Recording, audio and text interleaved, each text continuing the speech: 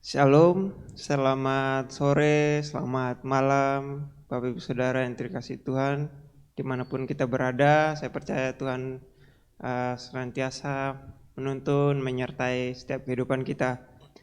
Bapak Ibu Saudara yang berbahagia, saat ini kita akan mempersiapkan diri kita akan menaikkan setiap pokok doa kita akan sama-sama belajar firman Tuhan yang akan disampaikan oleh Gembala sidang kita, Bapak Pendeta Muda Mesak. Namun sebelumnya kita akan sama-sama mengangkat satu pujian yang berjudul Hati Ini Rumahmu.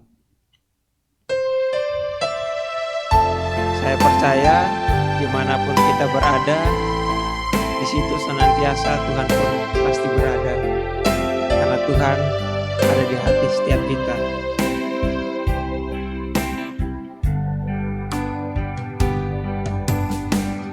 Jadikan hati ini untuk kediaman-Mu.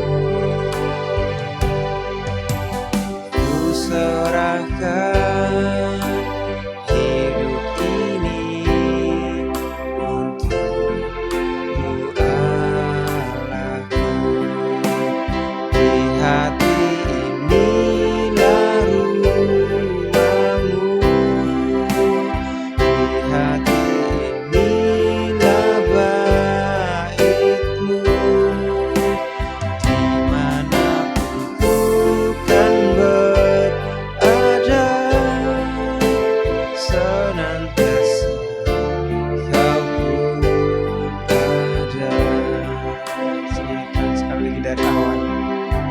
jadikan hati ini, ku jadikan hati ini untuk kediaman-Mu. Ku serahkan hidup ini untuk-Mu, Allahku. Di hati inilah rumah-Mu, di hati inilah bait-Mu, di mana ku kan berada, senantiasa Kau pun ada. Di hati inilah rumah-Mu, di hati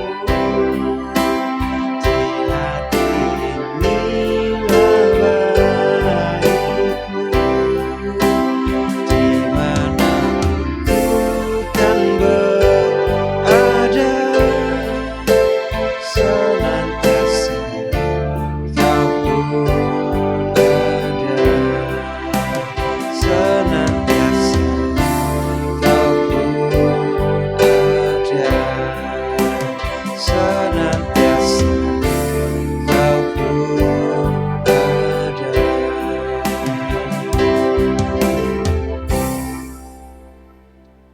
Bapak Saudara, mari kita bersatu di dalam doa, kita berdoa.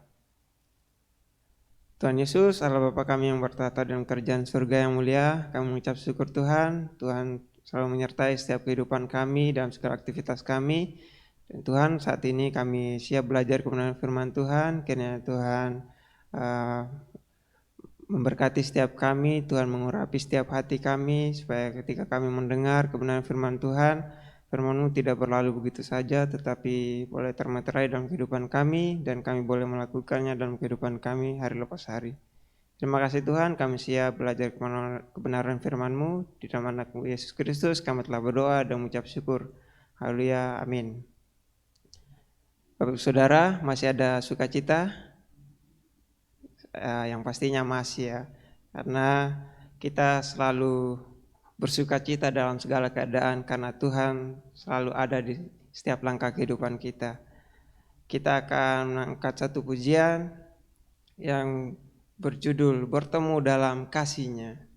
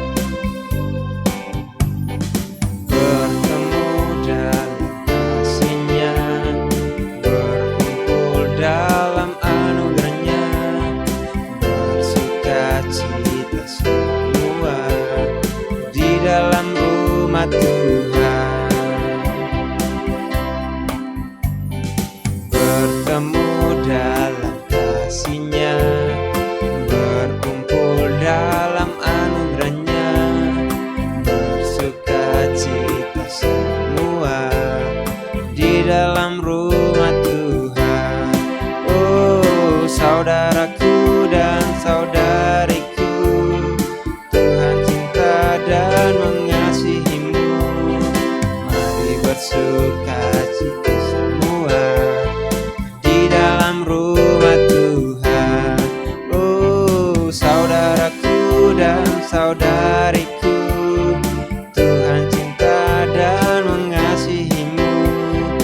Mari bersukacita semua di dalam rumah Tuhan. Sekali lagi, bertemu dalam kasih-Nya, bertemu dalam kasih-Nya, berkumpul dalam anugerah-Nya, bersukacita semua di dalam rumah Tuhan. Saudaraku dan saudariku, Tuhan cinta dan mengasihimu. Mari bersukacita semua di dalam rumah Tuhan. Saudaraku dan saudariku, Tuhan cinta dan mengasihimu. Mari bersukacita semua di dalam rumah Tuhan. Mari bersukacita semua di dalam rumah Tuhan. Mari bersukacita semua di dalam rumah Tuhan.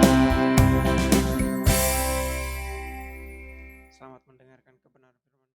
Shalom Bapak Ibu dan Saudara sekalian, seluruh jemaat GPI Waru Cabang Malang yang diberkati oleh Tuhan Yesus Kristus.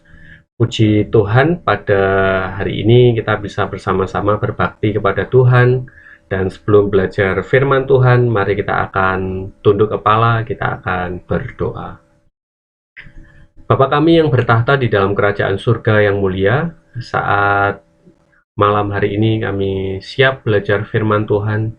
Kiranya Tuhan Yesus pimpin kami, Tuhan lembutkan hati kami, supaya ketika firman Tuhan disampaikan, kami dapat mendengarkan serta menerimanya, dan kami melakukannya di dalam kehidupan kami. Kami bisa menjadi pribadi yang rendah hati untuk dapat memberikan pertolongan, dan juga ketika kami melayani Tuhan. Terima kasih Bapa, di dalam nama Tuhan Yesus kami berdoa.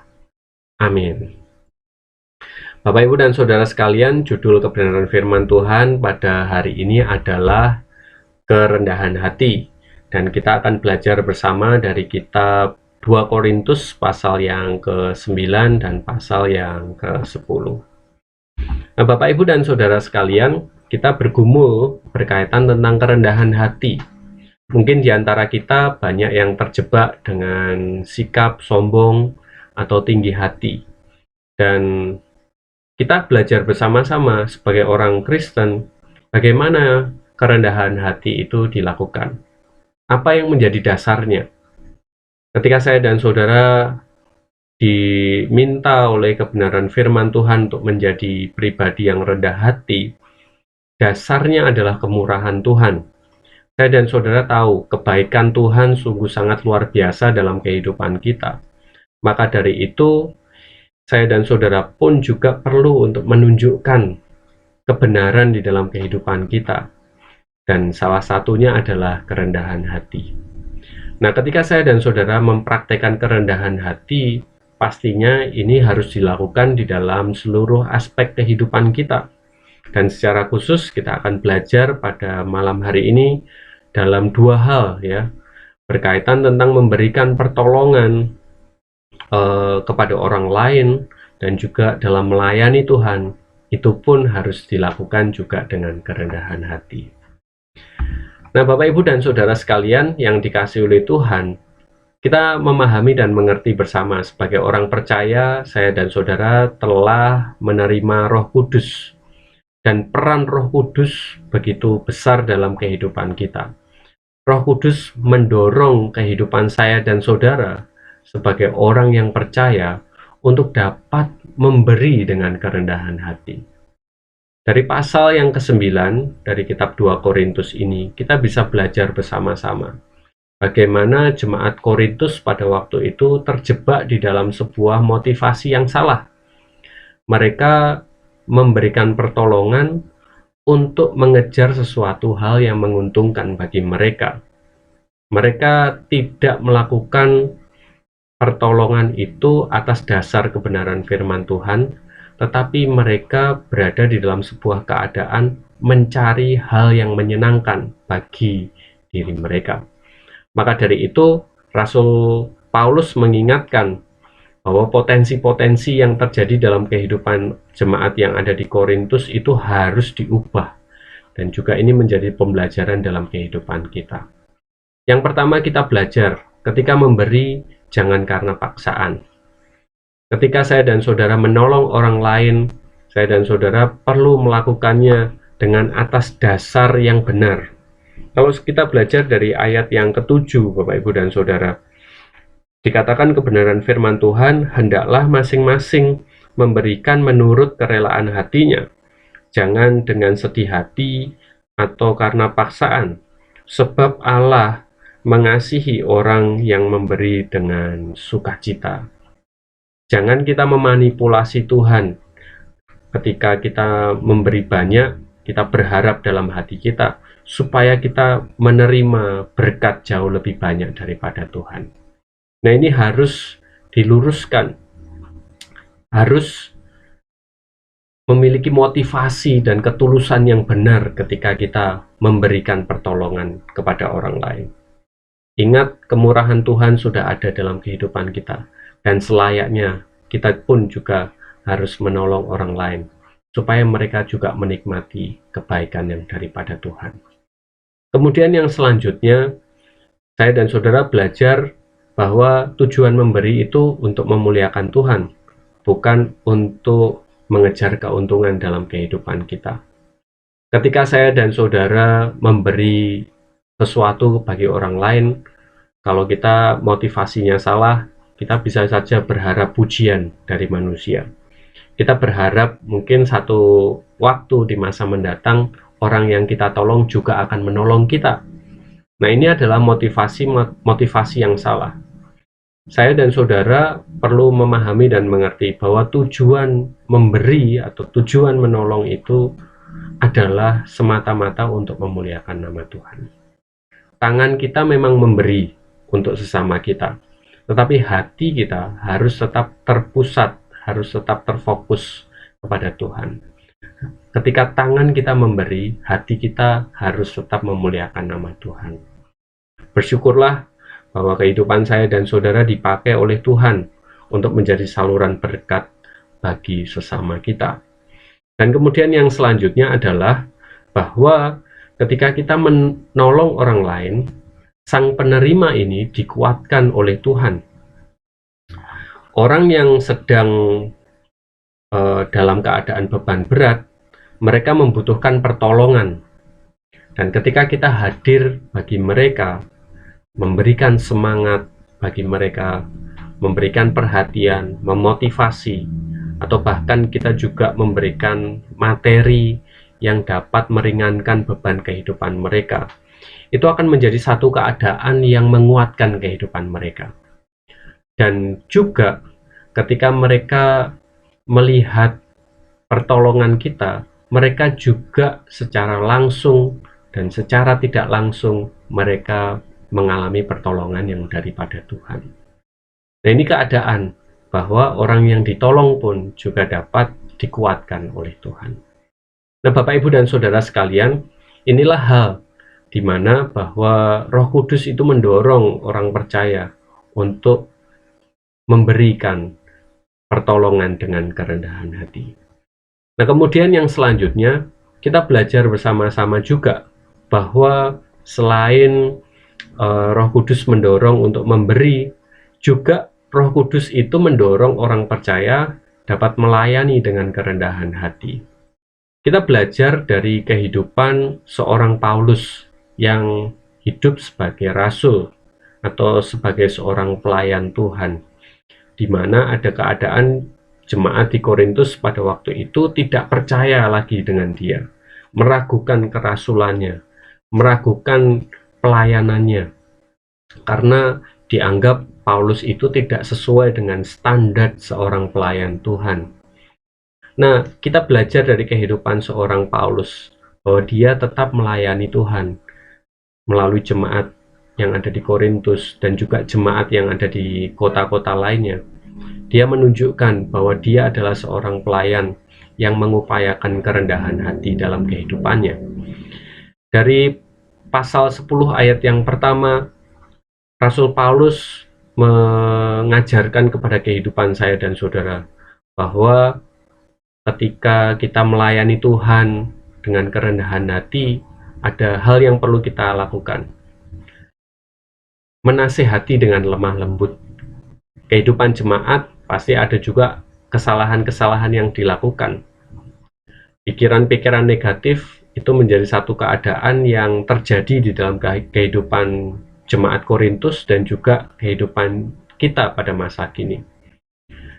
Konteks jemaat Korintus pada waktu itu adalah mereka terus berada di dalam pikiran negatif, sehingga mereka akhirnya menjadi orang yang munafik, ya.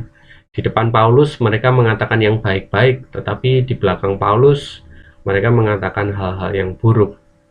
Dan dalam menghadapi jemaat yang demikian, Rasul Paulus menasihati mereka dengan lemah lembut. Rasul Paulus menasihati mereka dengan kasih. Dan Rasul Paulus secara terus-menerus mengajarkan kebenaran supaya muncul kesadaran dalam kehidupan jemaat Korintus dan juga akhirnya kehidupan mereka kembali kepada sebuah keadaan sikap dan juga karakter yang benar. Nah, ini juga menjadi pelajaran dalam kehidupan kita, ya. Kalau ada jemaat yang lainnya yang melakukan kesalahan, ya mari kita menasehati mereka dengan kelemah lembutan atas dasar kasih. Bukan membicarakan mereka dari belakang, bukan ngerasani mereka, menjatuhkan mereka, tetapi kita hadir untuk menguatkan mereka supaya kebenaran diajarkan, akhirnya muncul kesadaran, dan akhirnya orang yang salah ini kembali kepada kebenaran. Kemudian yang kedua, melayani dengan kerendahan hati adalah menaklukkan ego untuk mengejar keuntungan diri sendiri. Ya. Ego itu berbicara sebuah keadaan yang tersentral atau terpusat kepada diri kita. Di dalam melayani Tuhan, saya dan saudara tidak boleh memusatkan kepada diri kita. Ketika melayani Tuhan, yang menjadi pusat ya hanyalah Tuhan saja. Melayani Tuhan harus diupayakan dengan memusatkan diri kepada hati Tuhan dan kehendaknya. Kalau kita belajar dari pasal yang ke-10 ayat yang ke-5, firman Tuhan mengatakan di bagian yang terakhir, ya, kami menawan segala pikiran dan menaklukkannya kepada Kristus. Mungkin ada keadaan pelayanan yang menyenangkan dan menguntungkan bagi diri kita. Tetapi saya dan saudara perlu berhati-hati. Saya dan saudara tidak sedang mencari kemuliaan untuk diri sendiri. Coba kalahkan motivasi-motivasi yang salah itu. Arahkan hidup saudara kepada apa yang menjadi kehendak Tuhan. Taklukkanlah ego saudara untuk saudara bisa memusatkan diri kepada Tuhan.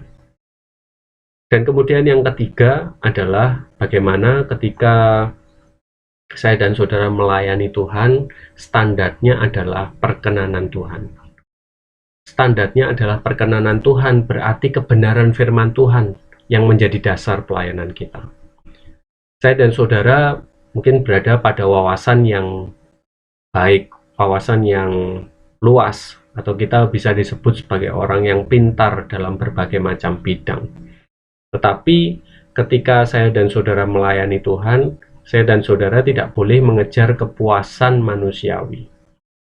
Kebanggaan saya dan saudara ketika kita melayani Tuhan adalah apa yang kita lakukan berkenan di hadapan Tuhan. Mungkin memuaskan diri kita, tetapi kalau tidak berkenan bagi Tuhan, itu pun menjadi hal yang salah. Mari kita melihat isi hati kita. Apa yang kita lakukan berkenan bagi Tuhan, ataukah hanya mengejar kepuasan kita sebagai seorang manusia? Mari kita melihat pelayanan yang saya dan saudara lakukan itu menyenangkan hati Tuhan atau tidak. Maka dari itu, kita melihat bersama-sama, mengevaluasi kehidupan pelayanan kita, supaya pelayanan kita standarnya benar, yaitu perkenanan Tuhan. Di dalam ayat yang ke-17 ya, dan 18 firman Tuhan mengatakan, tetapi barang siapa bermegah, hendaklah ia bermegah di dalam Tuhan, sebab bukan orang yang memuji diri yang tahan uji, melainkan orang yang dipuji Tuhan. Inilah menjadi pelajaran dalam kehidupan saya dan saudara, bahwa melayani dengan kerendahan hati itu menuntut sebuah fokus, semuanya terarah kepada apa yang menjadi kehendak Tuhan dan bukan untuk mencari keuntungan dan juga kepuasan kita secara manusiawi. Nah, Bapak, Ibu, dan Saudara sekalian, kiranya kebenaran firman Tuhan ini menguatkan kehidupan saya dan saudara untuk kita bisa hidup di dalam kesetiaan kepada kebenaran firman Tuhan. Mari kita akan tunduk kepala, kita akan berdoa bersama-sama. Segala puji syukur, hormat, dan kemuliaan kami naikkan kepadamu Tuhan. Terima kasih buat kesempatan pada malam hari ini, kami bisa belajar firman-Mu, dan firman-Mu lah yang kiranya akan menjadi tuntunan atas kehidupan kami. Kami bisa memberikan pertolongan dan melayani Tuhan dengan kerendahan hati. Puji nama Tuhan, kami bersyukur dan kami berdoa di dalam nama Tuhan Yesus Kristus. Amin.